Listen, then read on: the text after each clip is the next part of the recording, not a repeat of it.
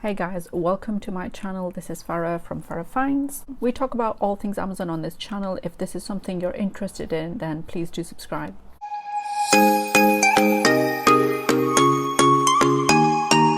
I appreciate every one of you. The channel is growing with your support.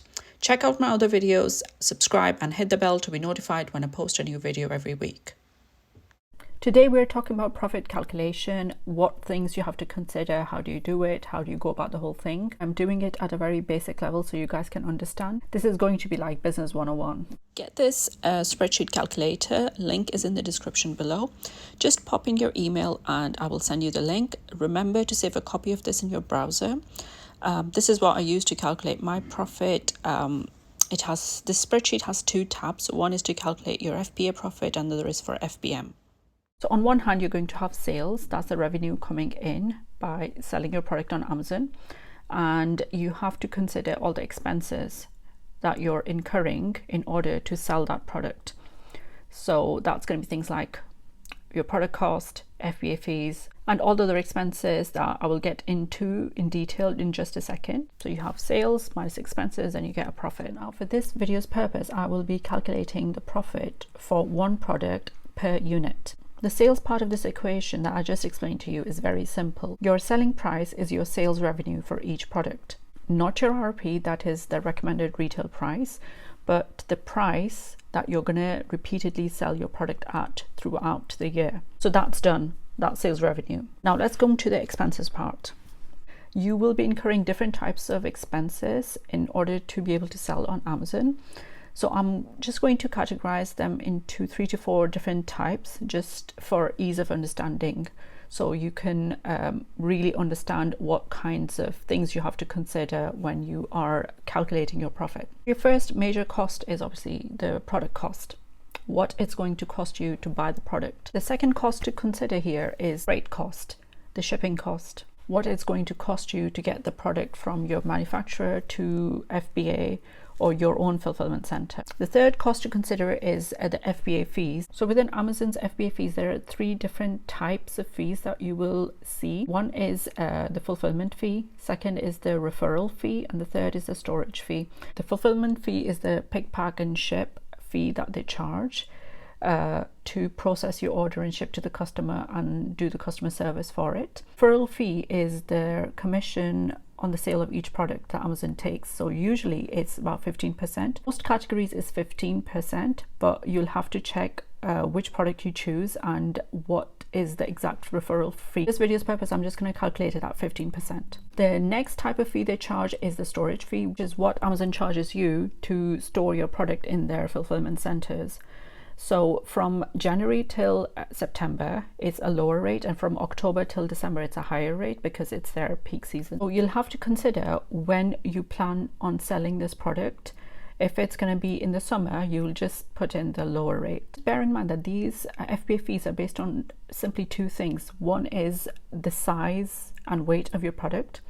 The second thing is time of the year you're going to be sending your product into Amazon's fulfillment center. So that's the FBA cost done. The next type of expense I'm going to talk about is related to product. So you can just consider it with the product, but it's optional. I'm just going to refer to that as sourcing expenses. These optional sourcing expenses, you can consider things like if you use an agent, they might charge you a little fees. An agent can help you with quality control, inspections. You would only do that for a large number of units, like 1,000 unit shipment of one product that you want to make sure that they have produced exactly the way you said and it's packaged right and it's of the quality that they said it's going to be. Another cost is FBA prep. If you use an external service to do that and not get your manufacturer to do the FBA prep for you, it will cost you a little bit extra, but it just depends on your manufacturer and your negotiation with them.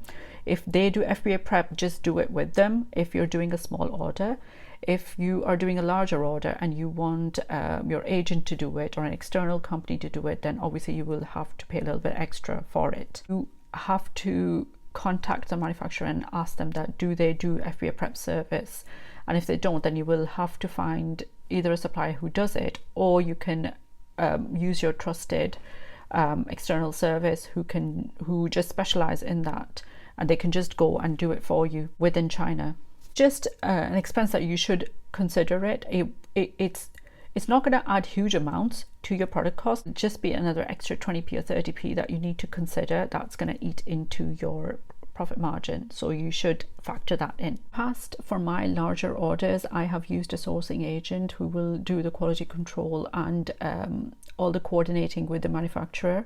Obviously I paid a little bit extra for it, but for a smaller order I wouldn't really recommend it. It's only for a larger order where you are doing your own designs and you need specific kind of packaging and you need somebody to coordinate all of this. It can be quite time consuming to keep talking to different manufacturers and try to liaise with all of them. So a sourcing agent is quite helpful in that way, where you can just pay them a little bit extra. All this headache of talking to different manufacturers, packaging people and manufacturers and the freight people, they can liaise with all of them and just make sure that your product is packaged the way you want it to be and is of good quality that you ordered. It's worth paying that extra money for your peace of mind that your shipment is going directly to FBA, then it's exactly how you want it and there are no major issues when Amazon actually receives your product at their fulfillment center. Cap this type of expense off. If you're not using an external service to quality control and to do inspection for you, just try, and you're just doing a smaller order, just make sure that you use a payment service that can help you with dispute resolution. And go into a lot more detail on this, but that's a topic for another video, so I'm just going to leave it at that.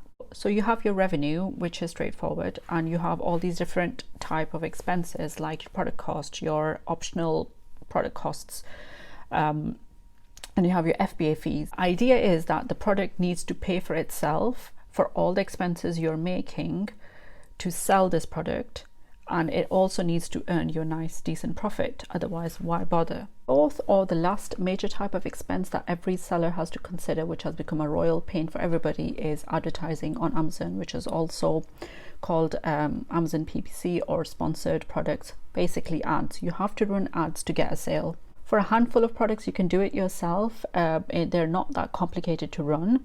But for a larger portfolio of products, for a volume seller like me, I had to outsource it because it was becoming inefficient and very expensive to run ourselves. So what happens is, for any new product, you will only start getting sales once you start advertising it, because the algorithm doesn't know, people don't know about it, they're not seeing it.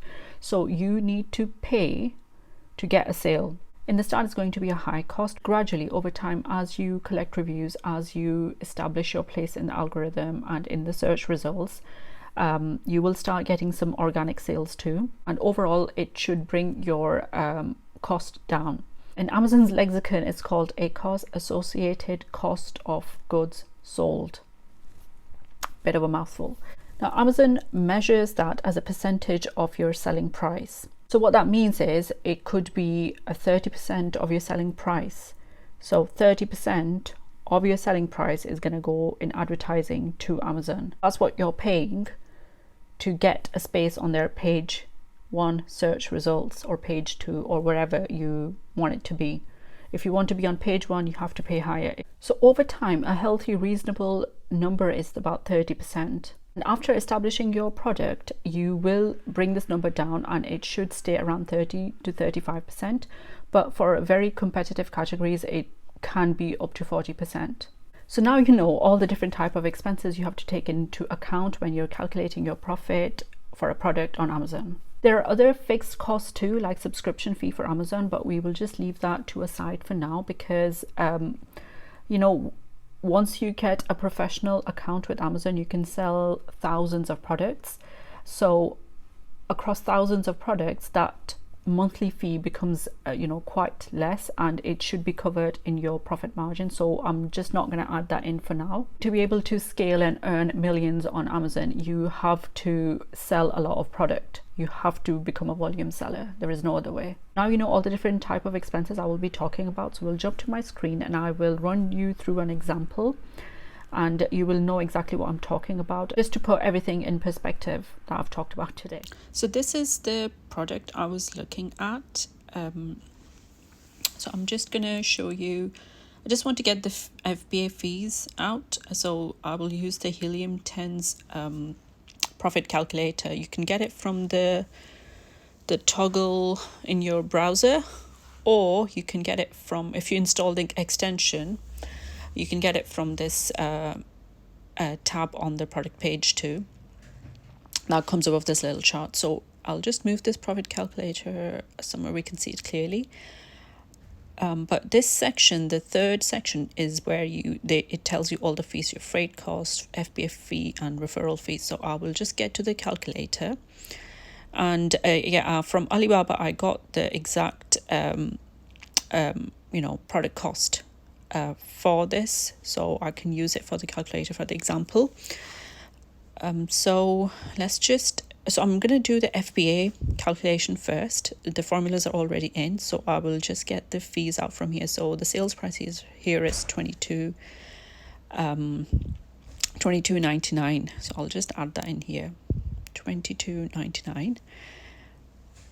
And then the product cost is £2.31 for a smaller order. I think it was 200 units. And then the FBA fees is $2.44 and referral fee is £3.45. So I will just put that in. I've already added the formulas, so it will, you'll see that it'll just start updating. I forgot what it was. Okay, I've put in the okay, I put in a little bit wrong. Let's just edit that. So it's £3.45. That's a referral fee, and the fulfillment fee is £2.44. Okay, so and then you have the freight cost, and you have the storage fee. So I will just add the peak season one. And then the freight cost. You can calculate your own freight cost. For most, it estimates £180 it will cost you per cubic meters.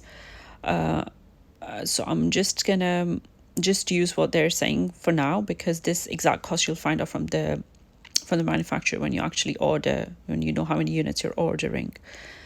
And then here you can see the gross profit. The A cost I've added at 35%. And if you add the same numbers here, you will see that the profit calculation will be a little bit, like the profit at the end will be a little bit different. So the sales price was $22.99, and I just need to add the referral fee, which is £3.45, along with the product cost. And I got the so I've added that referral fee at 15%, and then I've added postage at track 24 service. I just want to check the referral fee again. Yeah, it is £3.45. Right.